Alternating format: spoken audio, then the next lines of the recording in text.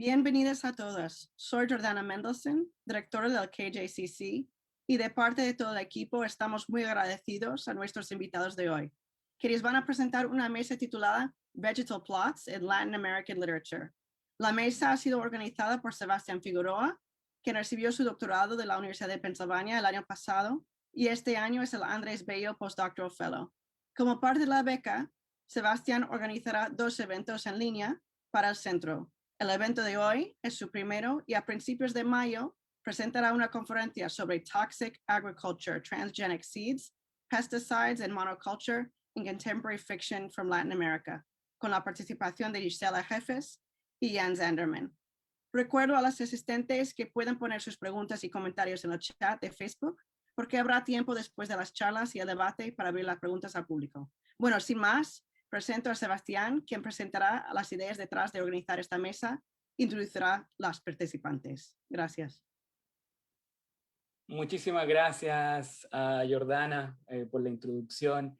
También les doy la bienvenida a todos y todas a la mesa redonda Vegetal Plots in Latin American Literature, tramas vegetales en la literatura latinoamericana.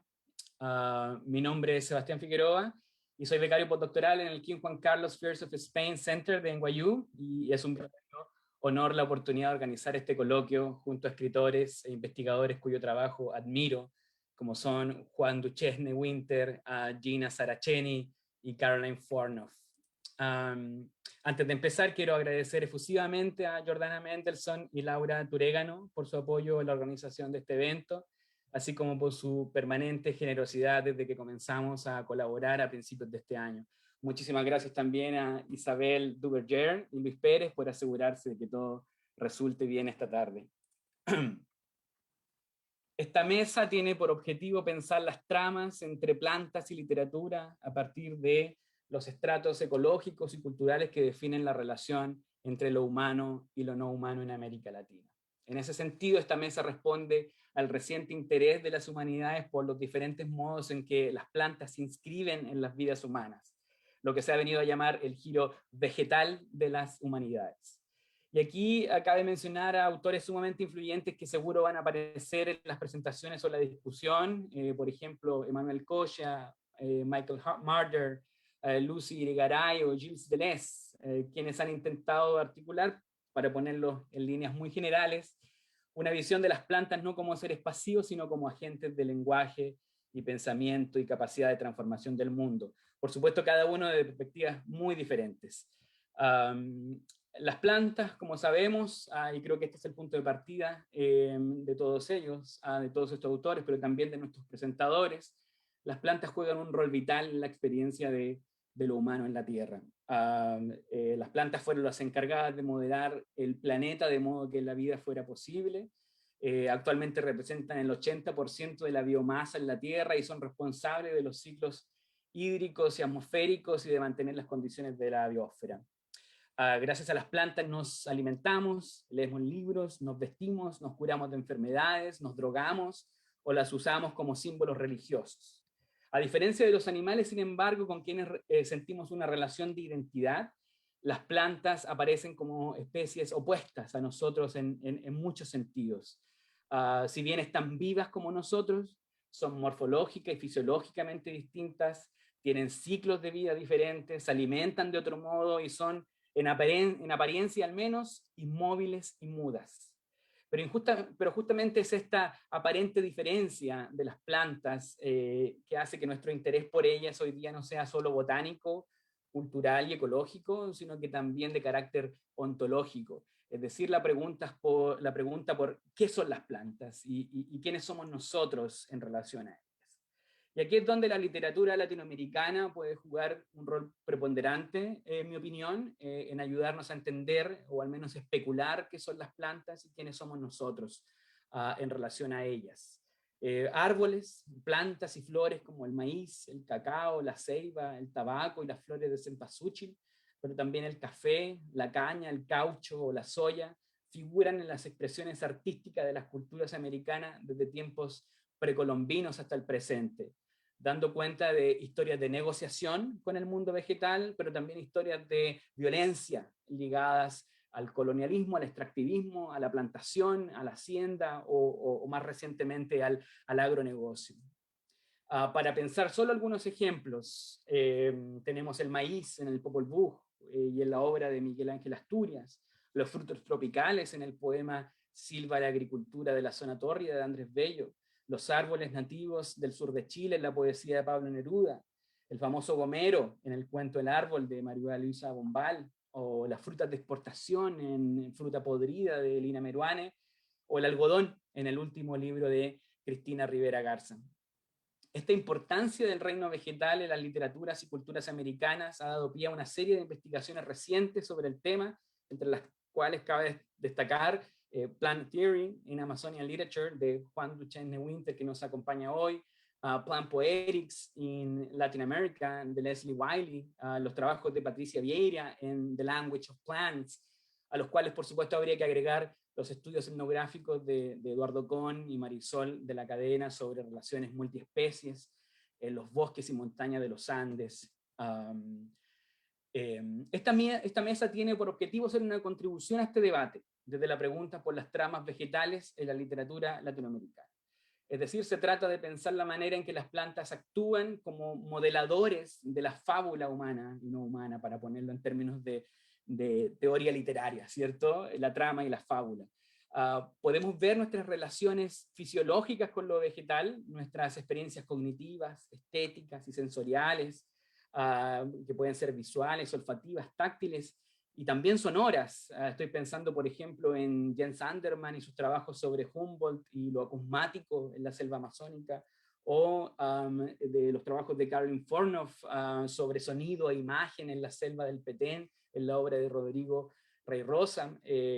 Podemos ver todo esto, incluso las luchas políticas en defensa de los bosques, como parte de los enredos, ramificaciones y adaptaciones que las plantas realizan o ayudan a realizar, y que la literatura puede ayudar a sentir, ver o entender gracias a su naturaleza heteroglósica, para seguir un poco con estos términos, heteroglósica, ¿cierto? En donde convergen y divergen lenguas diferentes, lenguas humanas y no humanas, del mismo modo quizás que las plantas se conectan con otras especies de manera, por supuesto, no siempre armónica. Al pensar nuestras relaciones con las plantas como tramas, debemos asumir entonces que toda trama tiene una perspectiva, un punto de vista, y esta, como dice Eduardo Viveiro de Castro, no es una representación, sino que es un cuerpo que deja su impronta en otros cuerpos. Una manera de entender esto es la noción, por ejemplo, de fitografía de Patricia Vieira, que se define como una forma de inscripción gráfica de las plantas en las vidas humanas. Otro concepto de carácter especulativo, pero situado en el pensamiento amazónico, es precisamente el concepto de amazonamiento de Juan Duchesne Winter, con el cual se refiere a pensar con las plantas, no necesariamente representándolas, sino que como una práctica de mixtura, de negociación y diplomacia con las plantas, en tantos seres que son animados, pero de una manera que no es física quizás, sino que es espiritual, y con las cuales tenemos un diálogo interespecie siempre basado en la dificultad para entenderse con ellas. Frente a esta idea de trama, sin embargo, que es muy narrativa, podríamos pensar en lo que la poesía puede enseñarnos, ¿cierto?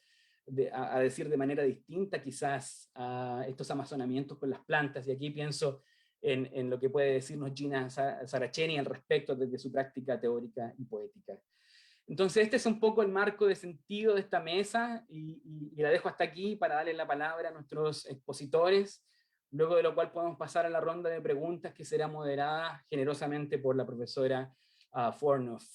Recuerden, como dijo Jordana, que pueden poner sus preguntas en el muro de Facebook, y de esta manera se las podemos hacer llegar a los ponentes.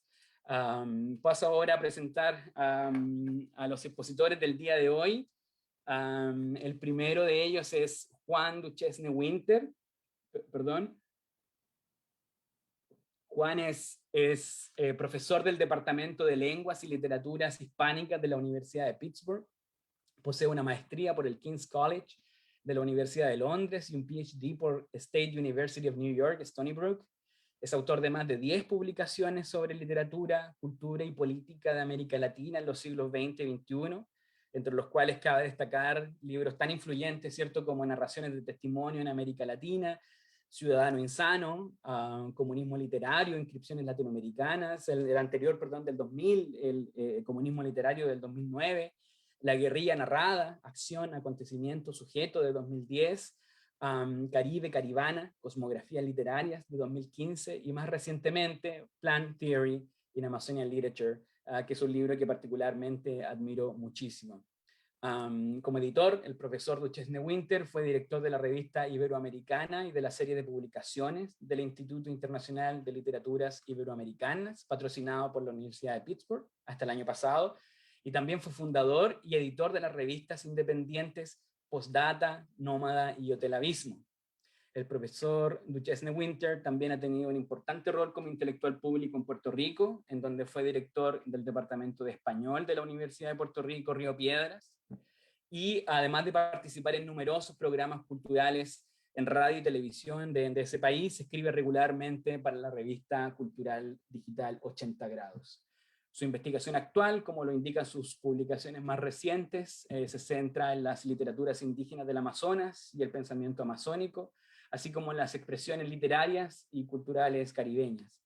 Como parte de su aproximación geopoética y cosmográfica a estos temas, el profesor Duchesne Winter ha realizado diversos trabajos de campo sobre literatura indígena en comunidades de la península de La Guajira, en Colombia y Venezuela, en las zonas del río Mirití y Paraná y el Alto Putumayo, en la Amazonía colombiana y en la isla de Providencia, en el Caribe occidental. Después de Juan, de la presentación del profesor Duchesne Winter, tendremos a Gina Saraceni, quien es investigadora, crítica y poeta. Entre 1995 y 2016 fue profesora titular del Departamento de Lenguas y Literaturas de la Universidad Simón Bolívar, en donde también obtuvo su doctorado en letras. Actualmente es profesora asociada del Departamento de Estudios Literarios de la Pontificia Universidad Javeriana de Bogotá, en donde es editora de la revista Cuadernos de Literatura. Su investigación se centra en teoría crítica y cultural, biopolítica, viajes, migraciones y memoria en la literatura latinoamericana de los siglos XX y XXI, así como poesía venezolana contemporánea. Entre sus libros de crítica, cabe destacar La soberanía del defecto, legado y pertenencia en la literatura latinoamericana de 2012, Escribir hacia atrás, herencia, lengua y memoria de 2008, La llegada inconclusa, tránsito y desembarco de 3 viajeros británicos en La Guaira de 1997. La profesora Saraceni tiene una importante trayectoria como poeta, antologadora y traductora también. Entre sus libros de poesía cabe destacar Entre objetos respirando, con el cual ganó el concurso de poesía Víctor José Cedillo en 1995, el poemario Salobre, que obtuvo el premio de la Bienal de Coro Elías David Curiel, Casa de Pisar Duro, que obtuvo el primer lugar en el 11º concurso transgenérico de la Fundación para la Cultura Urbana en 2011. Una selección de sus poemas se puede encontrar en el libro Lugares Abandonados de 2018. Y en abril de este año se espera la publicación de su libro de poesía Adriático, editado por la Universidad Javeriana en su colección de poesía.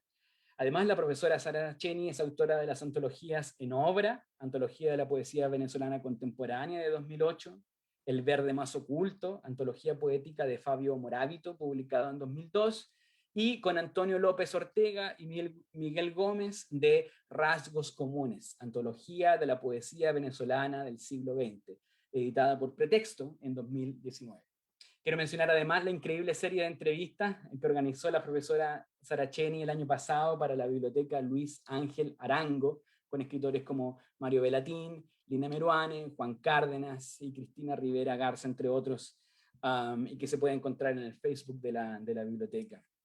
Después de escuchar las presentaciones de Juan, del profesor Duchesne y de la profesora Saraceni, tendremos el gusto de contar con la moderación de la doctora Caroline Fornoff, quien es una querida colega y amiga con quien tuvo el placer de coincidir en el doctorado en estudios hispánicos de la Universidad de Pensilvania. Caroline Fornoff es actualmente Assistant Professor en el Departamento de Español de la Universidad de Illinois Urbana-Champaign. Su investigación se centra en literatura y cine de México y América Central desde una perspectiva ecocrítica. Es autora de numerosos artículos sobre este tema, entre los cuales cabe destacar su trabajo reciente sobre la poesía en lengua indígena Mefa de Hubert Matiwa. Me corriges, Caroline, después si quieres en la pronunciación, y el cambio climático en la poesía de Amado Nervo. La profesora Fornof es coeditora también de dos magníficos volúmenes sobre humanidades ambientales, Timescales, Thinking Across Ecological Temporalities, editado por University of Minnesota Press en 2020, y Pushing Past the Human in Latin American Cinema, editado por SUNY Press en este año. La profesora Fornof se encuentra actualmente trabajando en un libro titulado Subjunctive Aesthetics, Mexican Cultural Production in the Era of Climate Change, el cual considera representaciones contemporáneas de escritores y artistas mexicanos sobre cambios ambientales de origen antrópico y críticas del paradigma extractivista. Le damos entonces la palabra primero al profesor Duchesne Winter, quien nos va a presentar su charla titulada Plantas más allá de las plantas, hacia un humanismo genérico post-Homo sapiens.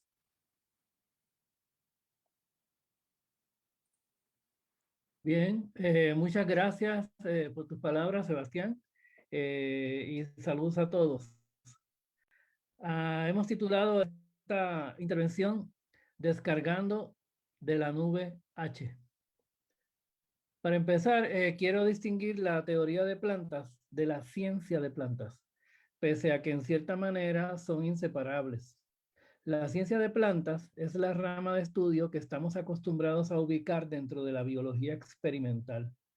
En cambio, la teoría de plantas, de cuño reciente en la teoría cultural, desarrolla una reflexión sobre la vida vegetal desde las humanidades, que no deja de legitimarse a partir de su rigurosa adhesión a la ciencia de plantas y al pensamiento científico convencional. Entre los rasgos más notables de la teoría vegetal destacan tres reclamos fundamentales. Uno, las plantas son la base de toda la vida en el planeta, pues además de constituir sobre el 80% de la biomasa terrestre, sustentan directa o indirectamente a casi todas las demás formas de vida. Dos, las plantas han sido despreciadas, marginadas e ignoradas cual reino de vida inferior, digamos subalterno, que produce todo a cambio de casi nada, siendo el más explotado. Y tres, las plantas deben ser reivindicadas como paradigma primario de la existencia, pues no tienen nada que envidiarle a ninguna otra forma de vida, incluyendo al Homo sapiens, sobre todo, en lo que a la sensibilidad, la inteligencia y la supuesta benevolencia y no violencia de su estilo de vida se refiere. Así, para complacer un poco a los deconstruccionistas, las plantas serían algo así como el sujeto que no es sujeto, el soberano que no es soberano, etc. Una especie de héroe zen sin ser zen ni héroe. Como vemos, la teoría de plantas se ha topado con un objeto multiuso que ocupa sin lugar a dudas, sin duda, un lugar central y fundamental en la generación de la vida terráquea y, como tal, confiere legitimidad a la apertura de grandes panoramas investigativos, constituyendo una verdadera mina para la industria de papers académicos. En cierta manera, las plantas se prefiguran como el nuevo paradigma, la hipóstasis del nuevo subalterno del antropoceno, que por definición debe ser negantrópico, poshumano, inhumano y esencialmente ecológico. Ahora bien, proponemos aquí otra manera de pensar las plantas que no busca la validación de la ciencia y que no se limita a asumirlas como paradigma máximo ni como nuevo lente para estudiar la cultura y la sociedad, sino que las ve como una colectividad más, situándolas en la praxis cósmica. A tenor con ello, las plantas nos ayudarán con su talento particular para conectarnos con el cosmos y con lo que aquí llamamos la nube H. Definimos la praxis cósmica como el conjunto de pensamientos y acciones producidos por todo orden de seres, más allá de la especie Homo sapiens, que sostienen la gestación diversa de lo humano en los múltiples mundos y universos del cosmos. Hoy enfocaré el pensamiento amerindio, dadas las limitaciones de tiempo, ¿no? Pero advierto que no vamos a aplicar aquí el molde decolonial. No contraponemos el pensamiento amerindio al pensamiento occidental. 15 horas. No participamos de la versión, mi opinión, superficial y simplista del legado filosófico occidental que maneja la teoría decolonial, ni compartimos su oposición tajante entre una suerte de designio satánico llamado Occidente y el resto del planeta. En otra ocasión podremos hablar de los aportes de un Evald Ilienkov desde la tradición marxista spinociana, de un Marcus Gabriel desde el idealismo alemán y de un Fabián Ludueña Romandini desde el aporte medieval y antiguo. Los tres, Evald Ilienkov, Marcus Gabriel y Fabián Ludueña, por nombrar ejemplos enraizados en la filosofía europea, aportan reflexiones cosmológicas para el siglo XXI que convergen con el pensamiento amerindio en los aspectos que voy a delinear ahora. Esperamos que no se nos acuse de algo tan espantoso como perpetrar violencia epistémica por indagar tradiciones europeas. Pero eso lo dejamos para después, quizás si hay tiempo en la discusión. Aclarado lo anterior, pasamos a la precisión que nos interesa adelantar hoy, y es la siguiente. Es un error suponer que el pensamiento amerindio necesariamente coincide o converge o concuerda con las perspectivas inhumanas, poshumanas o no antropocéntricas de la teoría cultural contemporánea.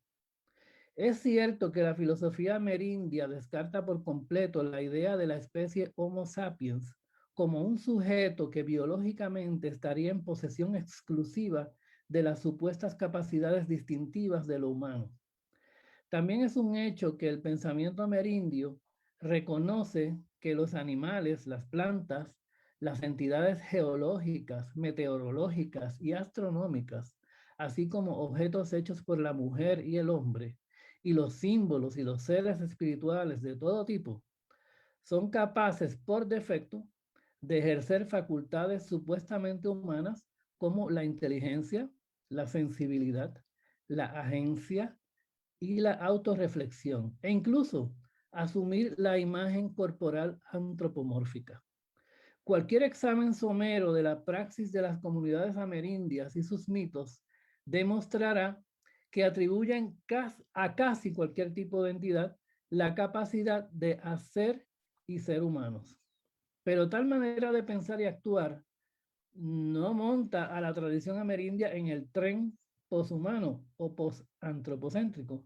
Por el contrario, la vincula a la perenne metafísica antropocéntrica común a tantas sociedades del planeta.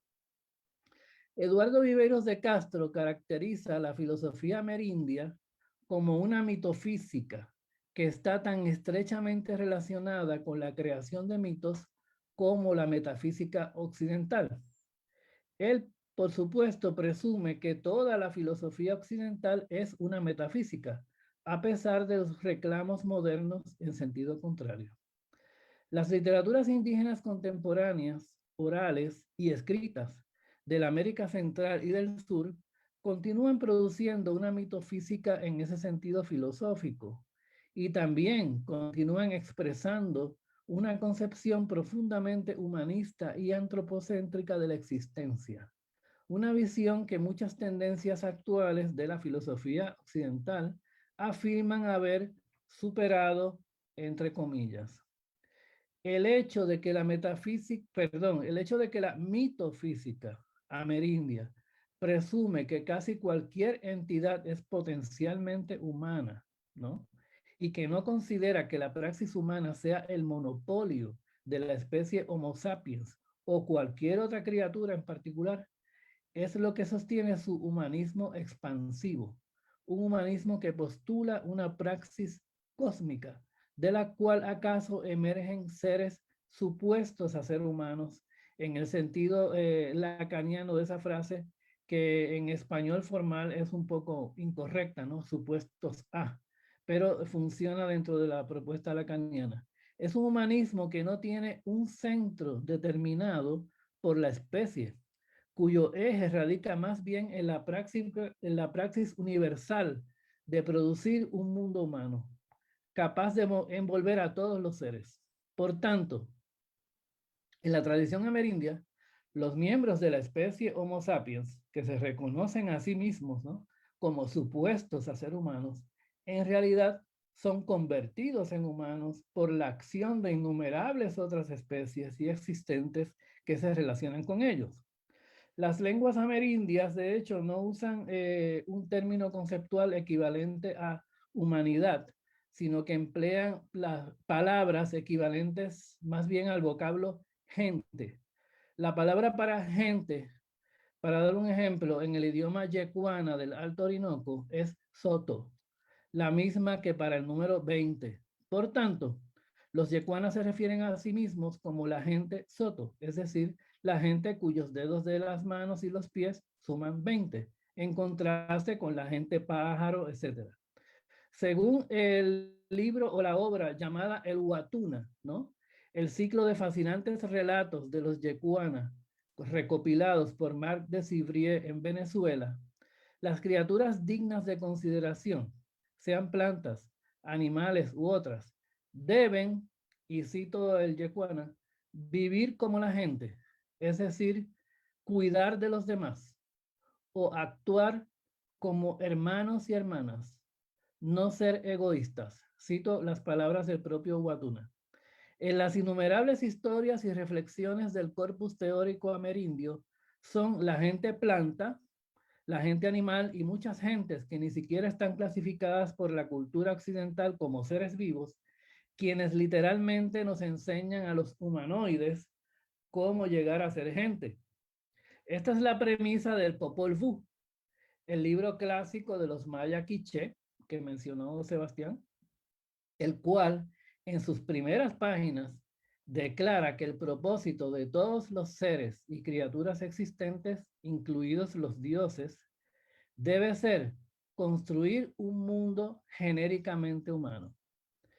El Popol Vuh despliega una serie de intentos de crear gente, ¿no?, que se actualicen plenamente como humanos en el sentido singular de la palabra. Como ustedes recordarán, en los dos primeros intentos, los dioses y sus ayudantes solo alcanzan a crear humanoides parecidos a marionetas, que ni siquiera se dan cuenta de que todos esperan que sean humanos o humanas y por lo tanto no reconocen el significado del mundo y los dioses, es decir, fallan en alabar, en dar gloria al mundo y a los dioses en sus artes y poesía. Fallan en representar, reflejar, articular conscientemente la finalidad humana de todo lo que existe.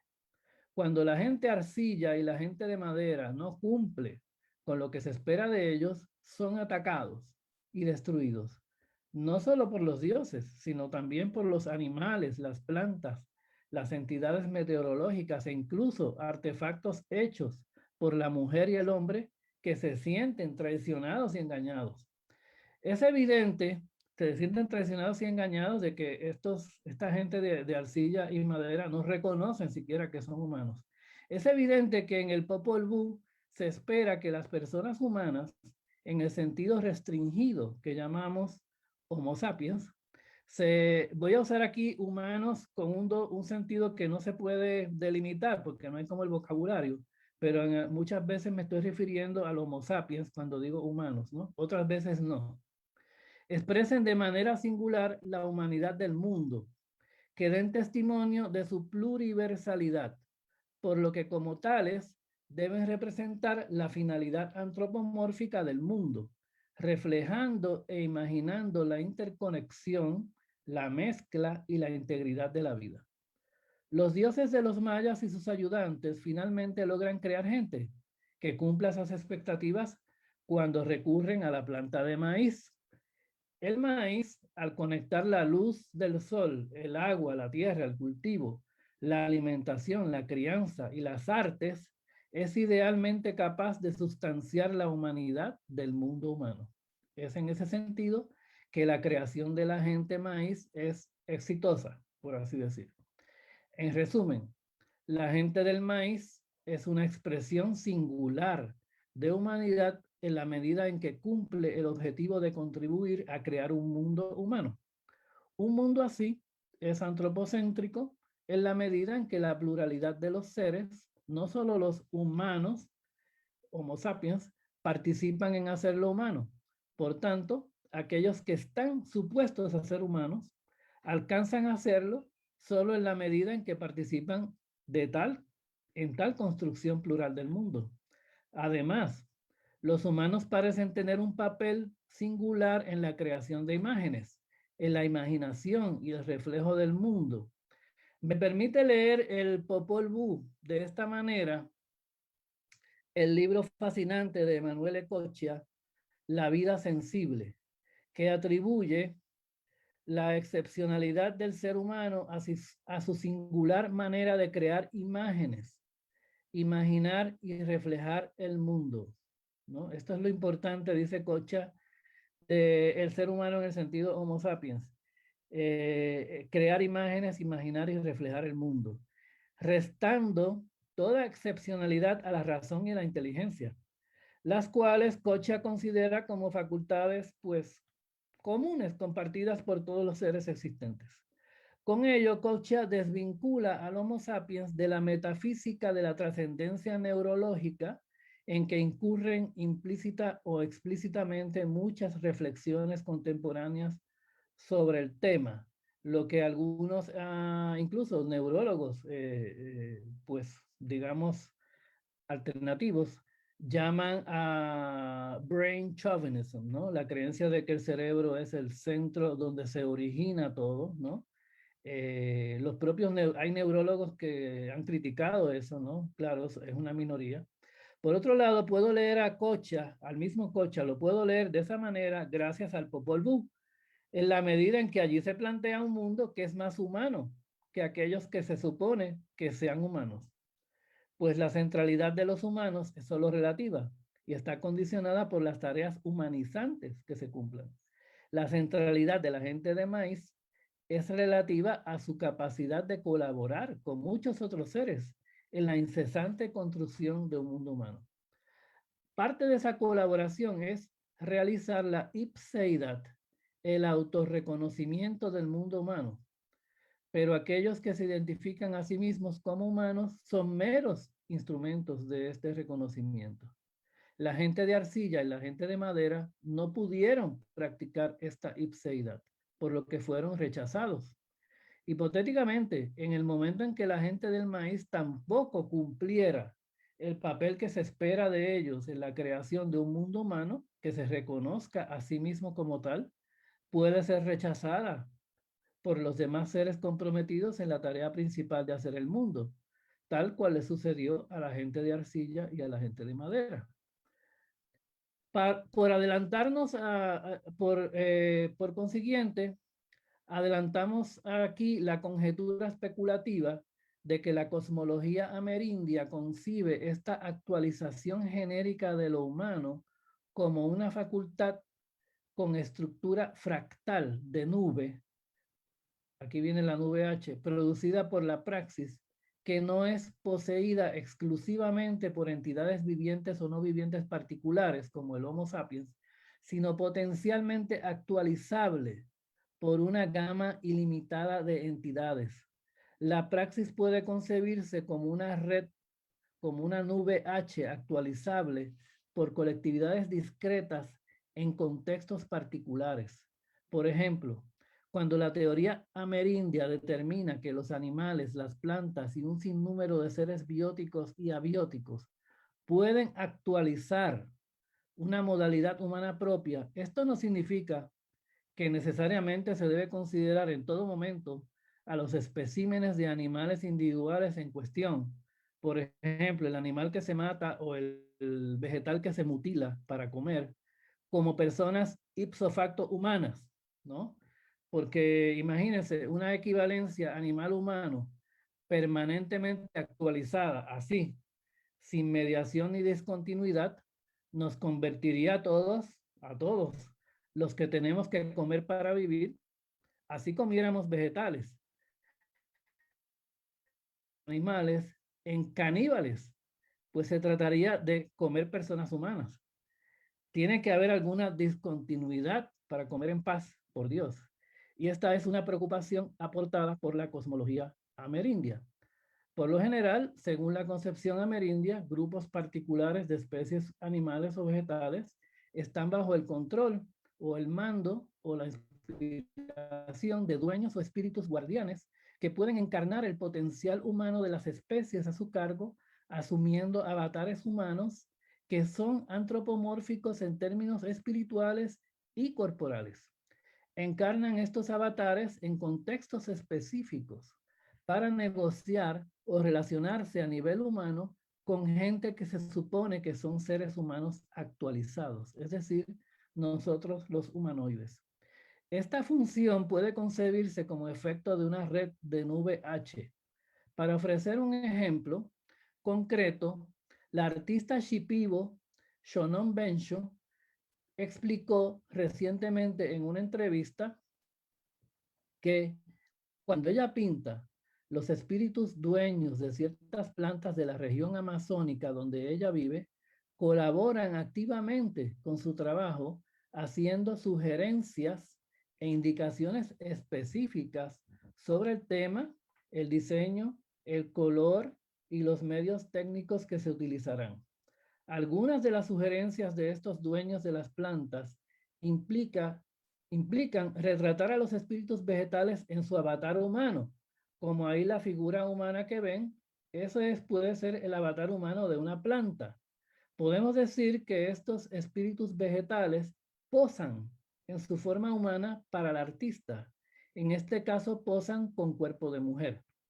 Como sugiere Eduardo Viveros de Castro, estos espíritus dueños pueden concebirse en términos ya del vocabulario filosófico occidental como hipóstasis humanas de su correspondiente ser vegetal, el cual no se puede reducir a un árbol, tallo o arbusto particular ni individual. Este es genérico. Este ejemplo muestra cómo las plantas enseñan al artista humano a cumplir la tarea específica de crear imágenes, de imaginar y reflejar la construcción de un mundo humano inherente a la finalidad universal de una existencia pluriversal. La artista, como la gente del maíz del Popol Vuh, demuestra que está a la altura de la misión compartida por innumerables otros seres, incluidos los espíritus y sus ayudantes, que producen una vida múltiple y única, infinitamente transformadora, como la piensa Emanuele Coucha en su otro libro igualmente fascinante, titulado Metamorfosis. Bien, gracias por escucharme y por tener paciencia, hablé como un poco mucho. Bueno, muchas gracias. No, muchísimas gracias a ti, Juan. Increíble presentación, seguro va a provocar muchísimas preguntas de parte del público. Pasamos ahora a la presentación de la profesora Saracheni, que se titula Flores y hongos en la lengua. Bueno, buenas tardes a todas, a todos. Gracias por estar aquí. Gracias al King Juan Carlos of Spain Center, a Laura Turégano, a Jordana Meldenson y en particular, Sebastián, a ti por tu generosa presentación, por haber organizado esta mesa y también por haberme invitado a participar. Para mí es una oportunidad estar aquí en compañía de Catherine y también de Juan para compartir algunas ideas y preguntas de mi actual investigación, que es una investigación en proceso sobre lo vegetal en la literatura latinoamericana. Por lo tanto, por ahora son más las preguntas y las hipótesis que tengo, más que conclusiones o, digamos, perspectivas nítidas acerca de lo que estoy haciendo. Entonces, bueno, voy a leer y hablar a la vez. Una de las preocupaciones del pensamiento contemporáneo y de la teoría crítica actual es la pregunta por la vida y su relación con la naturaleza y lo vegetal. Desde disciplinas distintas como la botánica, la filosofía, la arquitectura, el arte, la ciencia, la literatura, la pregunta por la planta ha aparecido para cuestionar el discurso de la especie, los límites entre lo humano y lo no humano, y para proponer, ante el fracaso del paradigma humanista, un pensamiento tentacular de interconexiones, transiciones, confusiones entre los vivientes. Son muchas las perspectivas que ponen a la naturaleza en el centro de la reflexión. El debate sobre el antropoceno, el poshumanismo, la ecología política, la ontología de las plantas, las humanidades ambientales, la ecocrítica, el pensamiento amazónico, también todo lo que acaba de plantearnos Juan, son algunas de las perspectivas más relevantes. Por supuesto, solamente menciono a Emanuele Coccia, que ha sido ya mencionado, a Stefano Mancuso, a Serenella Iovino, a Gisela Jefes, a Jane Anderman, a Escobar, a De Scola, solo por situarnos en este marco diverso de perspectivas. Cada uno de estos enfoques interviene en la distinción entre naturaleza y cultura, que ha funcionado tanto para discriminar cuerpos marcados racial, social, étnica, sexualmente, lingüísticamente, como también a otros vivientes no humanos, como los animales, vegetales, minerales, la tierra y el ambiente. A partir de este marco de discusión, mi interés tiene que ver con la pregunta por los modos como la literatura hace aparecer a la planta. En este sentido, la pregunta por lo vegetal es también la pregunta por el lenguaje y por cómo el lenguaje hace aparecer la potencia de germinación de lo vegetal a través de una alteración de la misma lógica del sentido que muestra otros modos de decir y de significar la vida.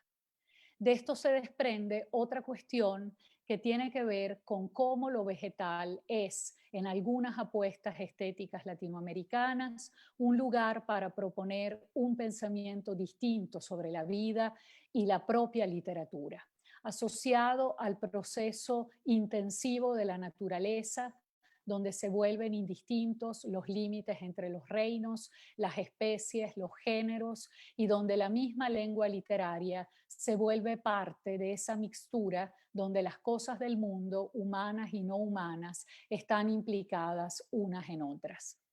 Leer la literatura latinoamericana en clave vegetal me hizo dar cuenta que es posible encontrar en varios materiales de inicios del siglo XX, además del archivo amerindio y de toda la producción poética también indígena, una anticipación de las perspectivas teóricas, filosóficas, científicas actuales, que le otorgan una sensibilidad e inteligencia a lo vegetal, como es el caso, solo para mencionar un ejemplo con el que me encontré a lo largo de la investigación, de Leopoldo Lugones, que a principios del siglo XX, en un cuento, pudiésemos decir, de terror botánico, titulado Viola Aquerontia, de su libro Las fuerzas extrañas de 1905, propone el postulado según el cual en la planta hay, y cito, un mental suficientemente elevado para recibir, concretar y conservar una impresión. En una palabra, para sugestionarse con intensidad parecida a la de un organismo inferior. Entonces, bueno, esto es una cuestión que me ha interesado porque pienso, y no es solamente para el caso de lo vegetal y las plantas, que la literatura piensa antes de la teoría muchas problemáticas que la teoría nos hace ver con nitidez. Y cuando volvemos a la literatura, vemos que la literatura ya lo había pensado. De los textos estéticos latinoamericanos donde más encontré un pensamiento sobre lo vegetal que propone otro acercamiento, otro entendimiento de las plantas. De estos textos hay un conjunto de obras de mujeres que se pueden leer como escrituras pensantes, según el significado que el crítico brasilero Evandro Nascimento le atribuye a esta noción. Es decir, escrituras que ayudan a pensar lo impensado en la historia de la humanidad.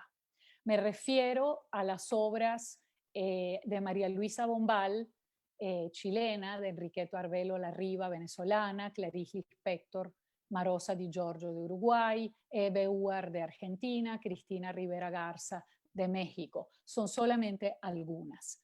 Todas ellas parecen responder a la incitación que Huidobro le hace a los poetas en su Ars Poética de no imitar a la rosa, sino de hacerla florecer en el poema, de hacer del poema, del texto, un lugar de germinación de otros modos de pensar, imaginar, sentir, entender la vida.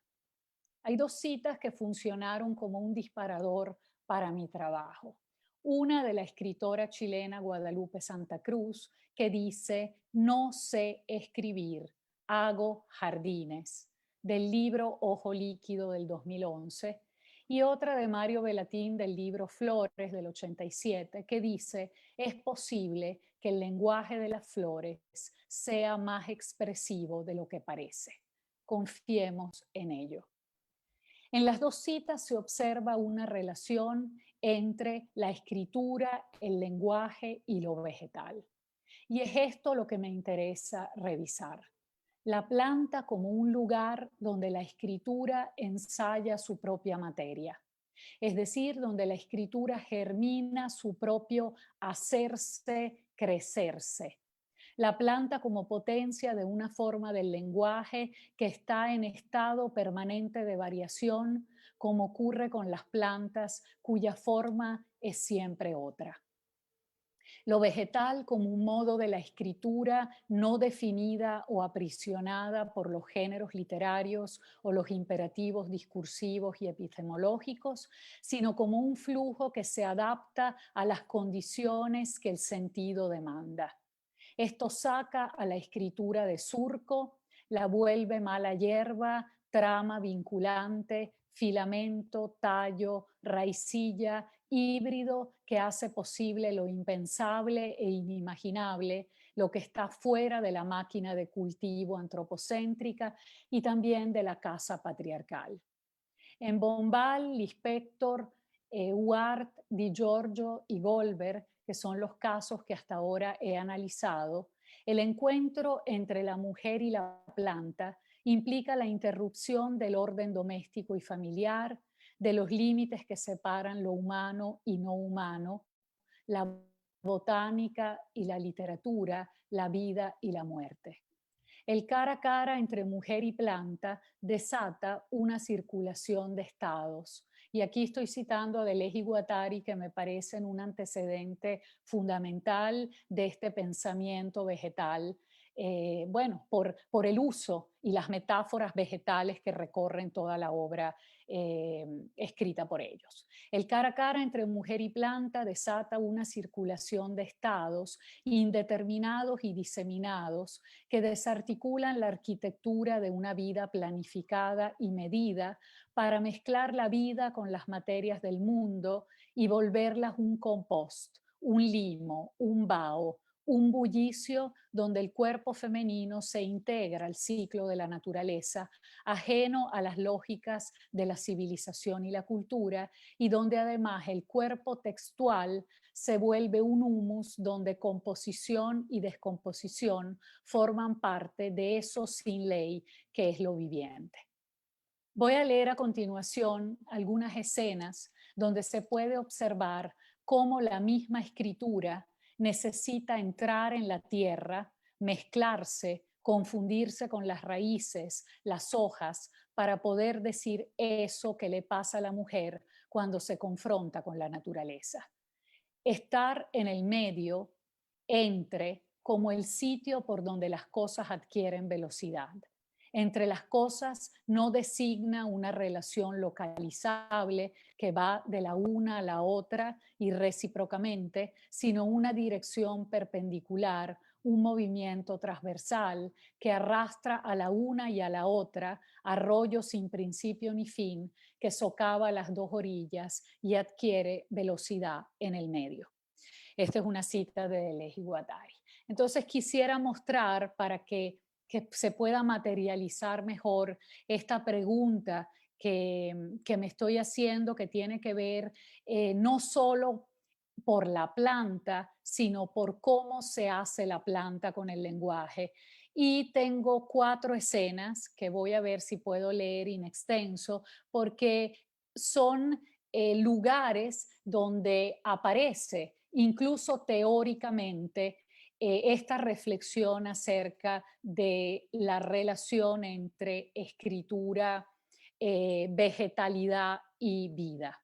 La primera escena es de María Luisa Bombal y es la última escena de su novela más conocida, La Amortajada, de 1938. Leo. Y alguien, algo atrajo a la amortajada hacia el suelo otoñal.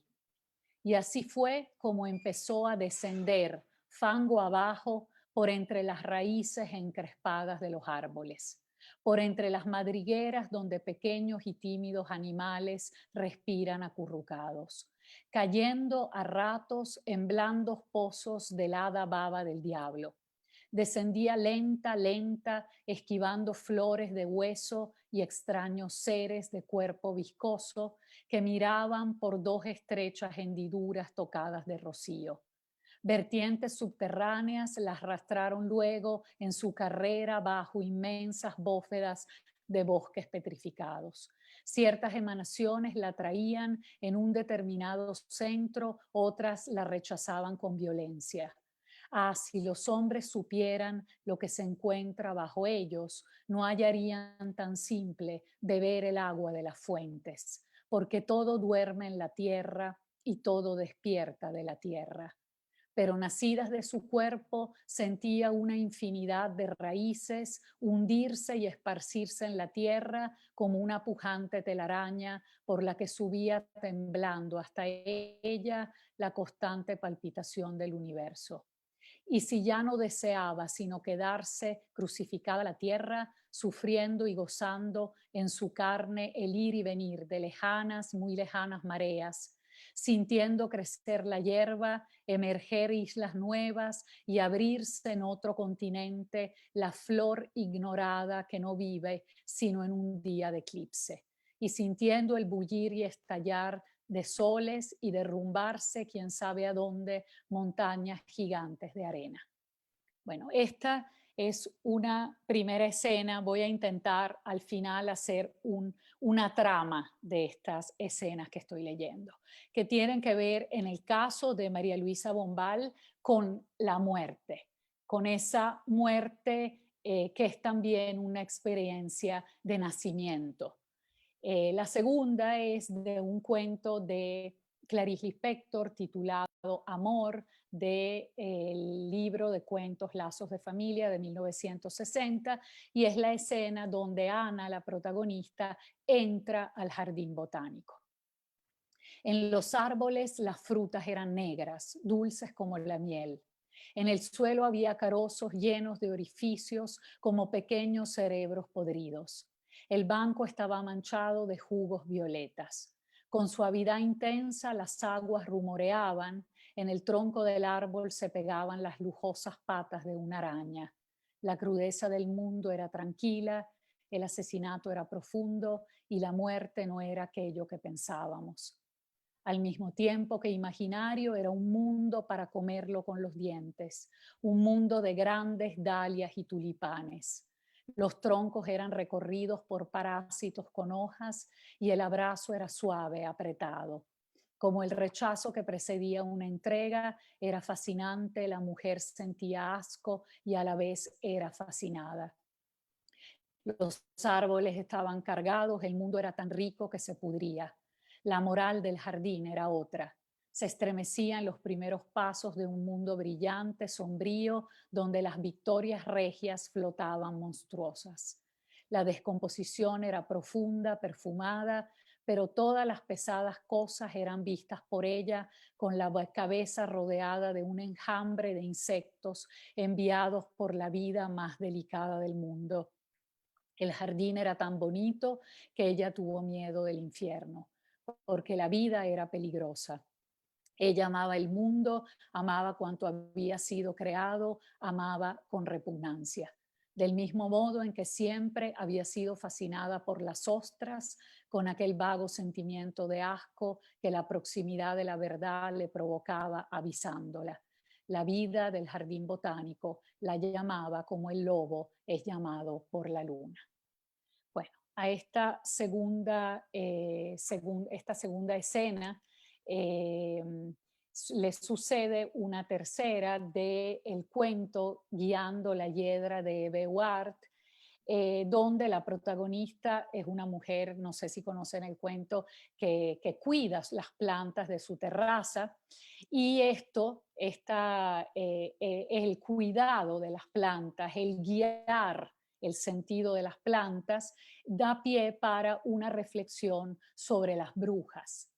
Y leemos en el texto: pienso ahora que el motivo de la quema de brujas no fue ni andar por el aire con la escoba, ni las asambleas que hacían. Era más bien el que picaran huesos, picaran sesos, hasta dejarlos bien molidos.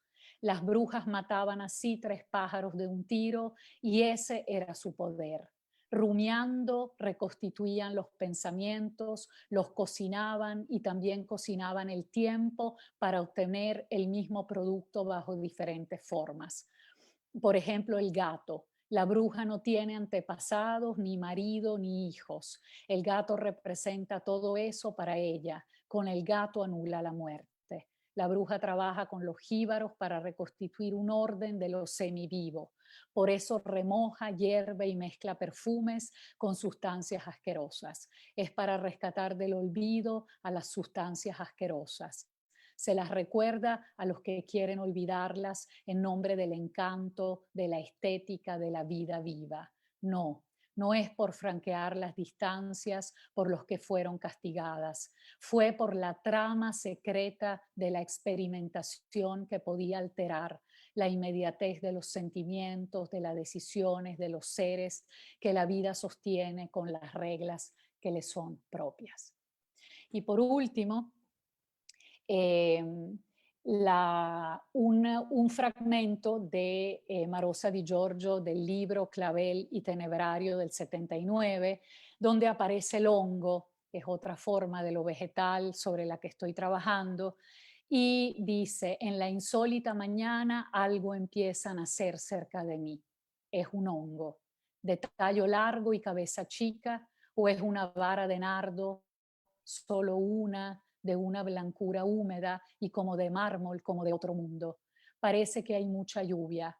Algunos hasta dicen está lloviendo, pero en verdad no baja ni una gota. Está la vaca cuadrada de color lacre y las retamas por todos lados, como siempre. Las grises, las amarillas, ya como perlas, ya como estrellas. Mamá se horroriza, llama: ¿qué pasa? ¿De dónde viene el daño? Y corre a la cocina y no encuentra nada.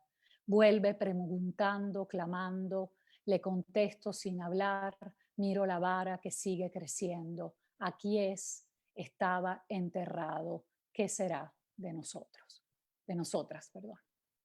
Estas 4 escenas dan cuenta de una relación singular entre género, escritura y planta, donde lo vegetal escrito supone una experiencia sensible con la naturaleza, donde la mujer se pierde el género, desaprende la lengua, sale de la casa, de las convenciones y códigos sociales, y se mezcla en una zona indiferenciada de lo semiótico, donde es parte de la mixtura de lo viviente. De lo vegetal no hay regreso, y cuando se regresa con algo que golpea en el pecho y no permite reinsertarse en la vida doméstica. Y implica también empezar a sospechar y a seguir viviendo con el ruido de los insectos alrededor de la cabeza. Bueno, creo que no me puedo extender más porque creo que pasé el tiempo que estaba previsto, entonces lo voy a dejar hasta aquí. Muchas gracias. Muchísimas gracias, Gina. Seguro va a haber oportunidad de seguir discutiendo esos fragmentos realmente conmovedores. Le paso la palabra ahora a Caroline. Muchísimas gracias a los dos por estas ponencias tan ricas y gracias a Sebastián y al Centro Rey Juan Carlos por invitarme a participar en este evento. Y gracias también a todos por acompañarnos y les invito a apuntar sus preguntas en el chat. Y mientras espero sus preguntas, tengo el lujo de lanzar algunas propias. Entonces, Gina, me encantó tu reflexión acerca de la centralidad de las plantas en la praxis poética feminista. Y me hizo pensar en ejemplos que conozco de la literatura mexicana, ¿no? Como Las manos de mamá de Nelly Campobello a principios de siglo, los cuentos cortos de la escritora mexicana cubana Julieta Campos a mediados de siglo, y el reciente libro que acabo de leer de Marisela Guerrero, El sueño de toda célula, que les recomiendo a todos. En este último, ¿no? En su búsqueda por una lengua que no sea la lengua del imperio, Marisela Guerrero se acerca al lenguaje de las plantas guiado por, y cito, el sueño de toda célula es devenir células. ¿Podrías comentar un poco más acerca de este vínculo entre el feminismo y las plantas? ¿Debemos entender este vínculo como una recuperación o reivindicación del colapso de la mujer con la naturaleza? Sí. Bueno, lo primero, Caroline, que quisiera decir es que cuando empecé esta investigación, la investigación no tenía la marca de género, porque lo que a mí me interesaba era ver cómo la literatura latinoamericana hacía aparecer la planta y por supuesto esto implicaba casi que releer toda la literatura latinoamericana porque digamos que la pregunta por la naturaleza está desde siempre. Entonces no era fácil circunscribir hasta dónde podía llegar mi indagación. Y en la medida que fui avanzando en esta exploración, que incluso me llevó a revisar o a volver a revisar los relatos de los viajeros desde el siglo XVI en adelante, incluso las historias naturales, en un momento dado empecé a comprender lo que estaba buscando. Y lo que estaba buscando tenía que ver con un uso del lenguaje particular. Y no necesariamente eso estaba acompañado por el hecho de que era un lenguaje escrito por la mujer. Pero en la medida en que fui identificando las obras, me fui dando cuenta que ese lenguaje que me interesaba era un lenguaje asociado con el género. No me atrevería a decir que eso pudiera ser exclusivo de las mujeres, incluso sospecho que no lo es. Pero para el día de hoy quise presentar este conjunto, digamos, de 4 o 5 escrituras de mujeres. No mencioné a Jacqueline Goldberg, que es una escritora venezolana, porque no dio tiempo. Y lo que pienso es que hay en por lo menos en las apuestas de escritura que he querido leer, un intento de volver el propio lenguaje y la propia escritura una materia vegetal. En ese sentido, esa cita de que acabas de mencionar, que el sueño de toda célula es ser célula, dijiste, es justamente la resistencia que creo yo que hay en estas apuestas estéticas de domesticar el lenguaje para volverlo otra cosa, sino hacer que el propio lenguaje pueda mantener esa potencia de variación que yo encuentro que tienen en común estas escrituras. Entonces, no sé, porque, insisto, no fue mi premisa de lectura, si esto pudiera asociarse con un asunto más relacionado con el feminismo.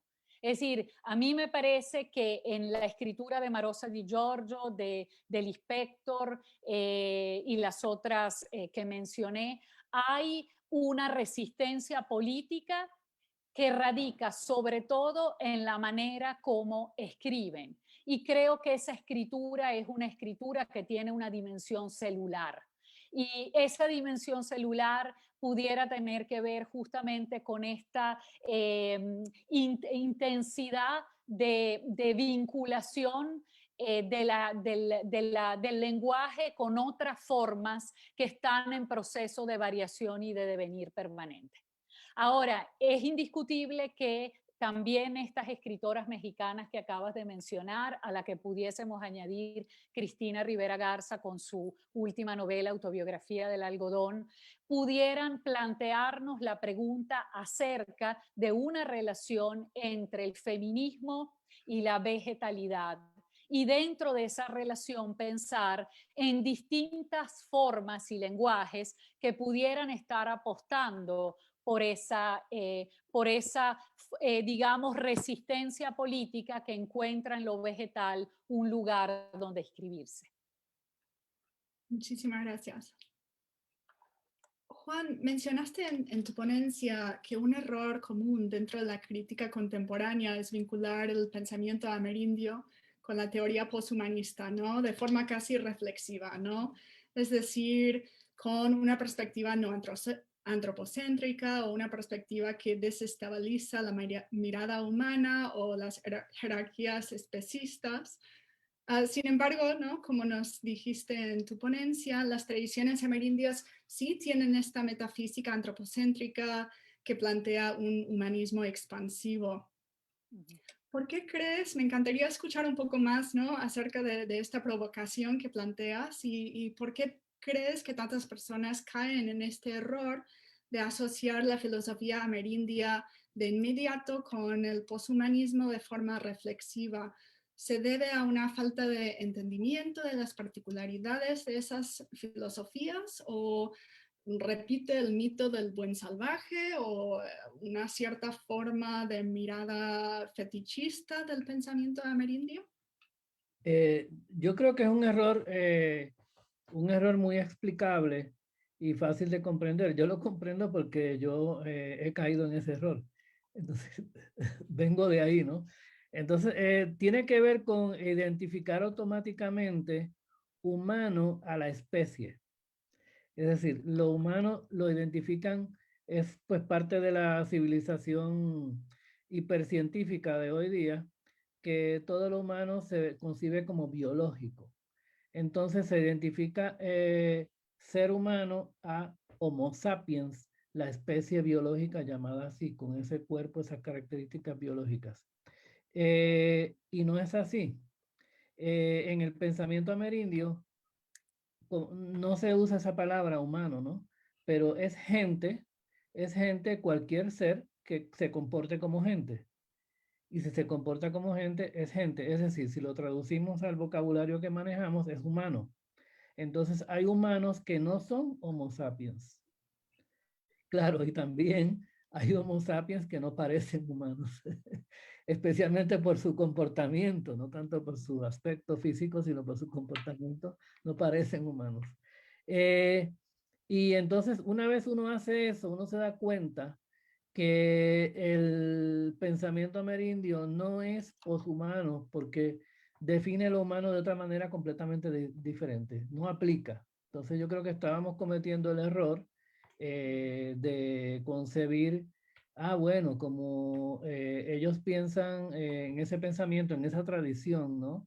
Se piensa que de pronto una roca habla y puede ser, me da un mensaje, me enseña algo, o un pez o cualquier ser viene y me habla y yo lo considero como persona, etcétera. Entonces quiere decir que esto es poshumano o, o como diríamos, o inhumano, porque consideramos, porque tenemos ya la inclinación inmediatamente, sin cuestionarnos, que un pez es inhumano. Pensamos que una estrella es inhumana, y si la estrella habla, eso es como ya el colmo, es como una violación al humano, entonces es poshumanismo. Pero no, ustedes mismos recordarán que gran parte de la oralidad amerindia, los animales les enseñan a los humanos a ser humanos. Les enseñan prácticas de cocina, de curar, de relaciones humanas y todo, humanas. Se las enseñan los otros seres. Entonces, ese es el mundo el que está. Entonces, lo humano viene a ser genérico, no es de la especie. Es genérico no en el sentido biológico de gender, sino de generic. Es genérico en el sentido de que es un tipo de actividad la que hace lo humano. Es curioso que ese pensamiento no es exclusivamente amerindio tampoco. Existe en muchas partes del mundo y por eso yo pues quería distanciarme un poco de algunas de las cuestiones decoloniales, porque no comparto, aunque reconozco que hay aportaciones valiosas, no comparto el molde, porque hay tradiciones incluso europeas y también en el Oriente Medio y en Oriente de esto, ¿no? De este tipo de reflexión. De hecho, modernas. Yo menciono a Ilienkov. Ilienkov fue un filósofo de la Unión Soviética, ¿no? De la era soviética, heterodoxo, que terminó pues muy perseguido por las autoridades y terminó suicidándose, ¿no? Se cortó la yugular porque no soportaba más la opresión. Y él desarrolló, leyendo a Spinoza, un concepto que ya está en Marx, pero él lo trabaja más, de el humano como un ser genérico. Hay una ocasión en que a Marx le preguntan ¿qué es lo humano? ¿Puedes definir lo humano? Y él dice, no, yo no puedo definir lo humano, que yo no lo puedo definir. Es un conjunto de prácticas que siempre están en evolución, en cambio. Entonces él habla de el humano como un ser genérico. Desgraciadamente, en el inglés se tradujo la expresión del alemán para genérico, yo no conozco alemán, pero la expresión del alemán para genérico se tradujo como species being, que es peor. Es peor porque es el species being, es el ser especie, y se entiende eso en inglés y en español, eso se entiende como biológico, pura biología, y Marx lo que quería era salir de la biología.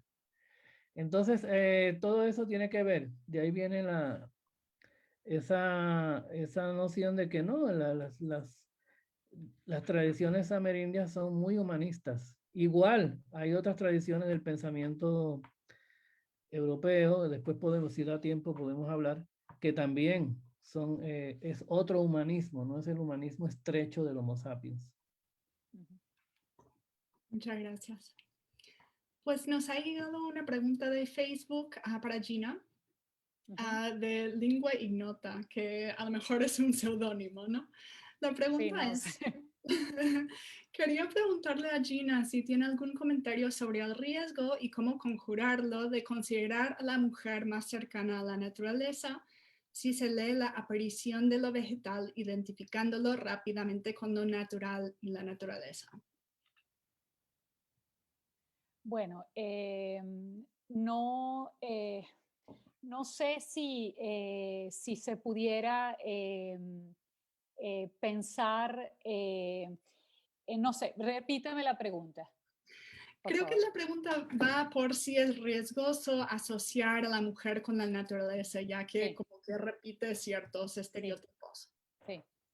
Sí, por eso cuando me hiciste la pregunta tú, Caroline, no quise desarrollar una perspectiva digamos, feminista o femenina, porque el hecho de haber colocado juntas estas escritoras en las que yo encontré una escritura sobre la naturaleza particular que se diferencia de muchas otras, no necesariamente quiere apuntar al hecho de volver a asociar a la mujer con la naturaleza como el espacio, digamos, de lo instintivo, de lo irracional, de lo primitivo, de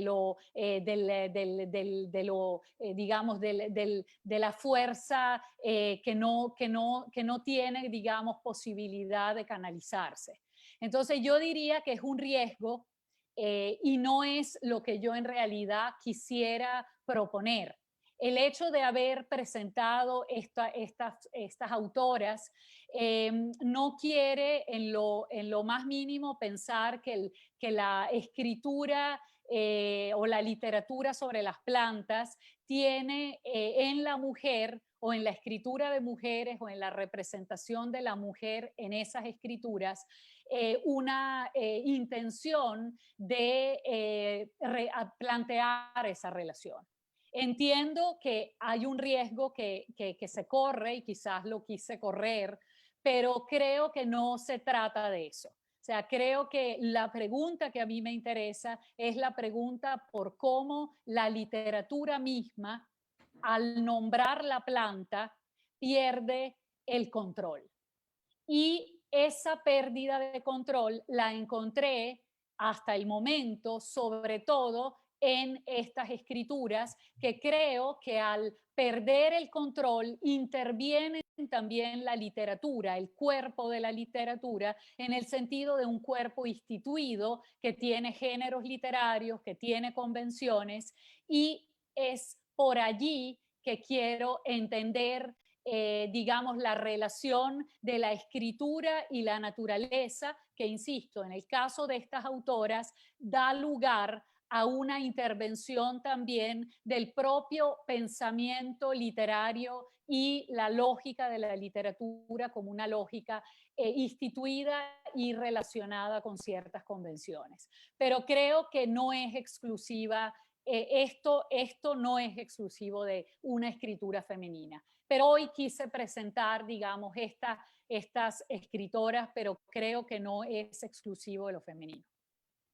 Sí, yo quería añadir algo, que cuando escuché las excelentes y fascinantes citas que leyó, los textos, ¿no? Y los comentarios que hizo Gina, yo nunca, tuve la precaución y no lo vi nunca como una especie de lenguaje necesariamente corporal, porque era natural, entonces lo asociamos a lo corporal y material solamente, entonces decimos cuerpo, materia, ecuación, mujer, sino yo lo vi siempre como pensamiento. Entonces ahí estaba ocurriendo la naturaleza como ser pensante. Claro, la naturaleza somos todos, estamos dentro de ella, ¿no? Pero estos seres que creemos que son separados de nosotros son seres pensantes. Entonces vemos ahí, es un pensamiento y destaca esta afinidad de la mujer a un pensamiento, no necesariamente a un cuerpo separado del pensamiento, sino a un pensar, a un espíritu, a algo invisible que hay en estos seres y que no podemos someter a ese binarismo dicotómico, ¿no? Sí, totalmente de acuerdo. Sí, y creo que vale la pena correr ese riesgo, Gina, ¿no? Porque pues estoy pensando en el libro de Stacy Alaimo, ¿no? Que es una escritora académica que también ha estudiado el vínculo entre el feminismo y la naturaleza y describe como en la primera ola de feministas en Estados Unidos y creo que también en Francia, que rechazaron por completo ese vínculo, pero que después muchas feministas básicamente quisieron como reivindicar, retomar esa tradición, ese colapso, ¿no? Para ver como qué salía de ese vínculo y creo que también, o sea, vale la pena mucho explorar esta cuestión dentro de la tradición latinoamericana. Sí, incluso si nos vamos más allá de la literatura, pienso también en cómo plantea la reflexión de algún modo sobre la naturaleza Ana Mendieta, digamos, los performances de Ana Mendieta. Y ahí también se trata no tanto de volver a esa esa cuestión como dicotómica, sino más bien pensar como lo decía también Juan, es decir, cómo en estas lenguas vegetales se está planteando un pensamiento que quiere interrumpir ciertas lógicas y proponer otras, que tienen más que ver con la interrelación e incluso el ir más allá del género como cuestión. Bueno, entonces, pues lamentablemente solamente tenemos tiempo para una pregunta más, y esta pregunta viene de Lorena Romero Leal y va para Juan. Quisiera preguntarle por la relación entre la percepción de las plantas por parte de los pueblos andinos y amazónicos. ¿Será posible entender la representación que hace Arguedas del mundo andino como praxis cósmica? 16 horas. Lo digo porque su obra se ha analizado a la luz de las prácticas incas y el uso de la lengua quechua, que reconoce la multivocalidad de la nación peruana, pero parece que no se ha tratado mucho la manera como interrelaciona los mundos naturales del territorio de Tahuantinsuyo. Bien, sí, yo capto en la pregunta la cuestión de el alcance cósmico, ¿no? Del pensamiento arguediano. Y específicamente, la palabra cósmico es bien interesante porque uno la asocia, pues, ¿se acuerdan? Bueno, ¿se acuerdan? Me acuerdo yo por viejo, aquellas series de Carl Sagan, el hijo de Lynn Margulis, sobre el cosmos, ¿no? Y uno siempre piensa en el espacio y cosas muy complicadas de la física, la astrofísica, pero lo cósmico es mucho más sencillo. De hecho, Angus Wilson nos recuerda en un libro que lo cósmico es lo que tiene que ver con lo cosmético, ¿no? Con los cosméticos. Y lo cósmico se relaciona mucho a la actividad doméstica. Entonces el cosmético es lo que a uno lo identifica y lo relaciona con otros seres humanos, lo vincula, ¿no? Y con otros seres en general. Entonces, hay una historia muy interesante de los de Sana, en que una mujer, la mujer que funda el mundo, es una de las cosmologías que ellos manejan. Ellos manejan repertorios de cosmologías, no se comprometen con ninguna, demasiado. Se llama Yeva, y ella, ¿cómo ella creó el mundo? Ella creó el mundo primero creándose a sí misma. Luego ella creó los cosméticos que ella usaba para adornarse. Ese es el principio del mundo, ¿no? Creó el uso de la coca, el uso de otras plantas. Ahora no puedo recordarlas todas, pero estaba la coca, estaba el tabaco, y hacer una estera y la cocina. Y ese fue el principio del universo. Y ese es el cosmos, ¿no? No es la versión esta de las montañas y las estrellas y los titanes, no. Es lo que hace posible la vida humana, ¿no?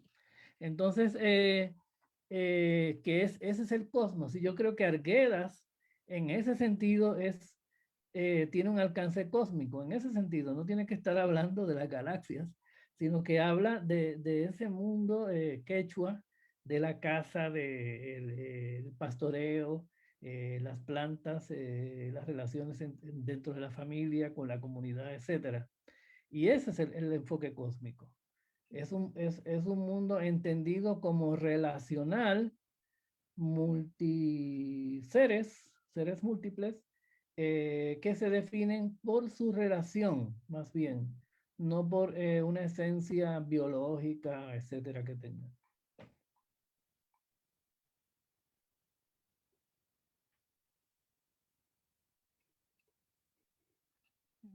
Muchas gracias, Juan. Sebastián, te paso la palabra. Sí, muchísimas gracias, Caroline. Lamento que no tengamos más tiempo para seguir discutiendo. Hay algunas preguntas que llegaron al muro de Facebook, se las vamos a hacer llegar a los expositores, pero muy interesantes las presentaciones, realmente mucho que hablar. Y les pido una disculpa por el atraso inicial debido a problemas técnicos. Y también, si quieren comunicarse con los expositores, pueden escribirnos a nosotros para que les pasemos su correo y así quizás seguir la discusión directamente con ellos. pero las preguntas que ya están ahí se las vamos a hacer llegar. Y a cerrar solamente invitándolos al siguiente evento del centro del King Juan Carlos, que tendrá lugar el jueves 1 de abril, titulado Spanish Culture from Romanticism to the Present, a book presentation and discussion with Joe Lavangi. Y también dejar los invitados a la charla que daré el 6 de mayo por este mismo canal, titulada, como lo mencionó Jordana al principio, Toxic Agriculture. Así que muchísimas gracias por haber venido, muchísimas gracias a los presentadores, a ti Caroline también, y nos vemos en un próximo evento. Gracias. Bueno, gracias. Muchísimas gracias a todos, gracias Caroline, gracias Sebastián, Juan, y bueno, todos los que hicieron posible Regina, este evento. a todos. Gracias Juan y Gina. Gracias. Gracias. Gracias. Gracias.